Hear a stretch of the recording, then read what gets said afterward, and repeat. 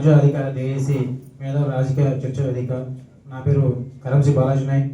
నేను గిరిజన విద్యార్థి సంఘం ఉపాధ్యక్షులుగా మన ఆంధ్రప్రదేశ్లో పనిచేస్తున్నాను. మన అన్నగారు చెప్పినట్టు మన ఆంధ్రప్రదేశ్లో మనకి చాలా కష్టాలు ఉన్నారు. సో దానికోసం ప్రతి ఒక్కరూ కష్టపడుతున్నాం. మనము ప్రతి ఒక్క సంఘం నుంచి ప్రతి ఒక్కరూ ప్రతి బహుజన కానీ ఎస్టీ కానీ ఎస్సీ కానీ ప్రతి ఒక్కటి ప్రజెంట్ అయితే మన రాష్ట్రంలో జరుగుతున్న అరాజకాల గురించి ప్రతి ఒక్కరు తెలుసు. ప్రతి ఒక్క స్టూడెంట్స్ కానీ ప్రతి ఒక్కరికి మన ఏ దానికి కానీ ప్రతి ఒక్కరు మనం చేస్తున్న కష్టాలకి తెలియాలి.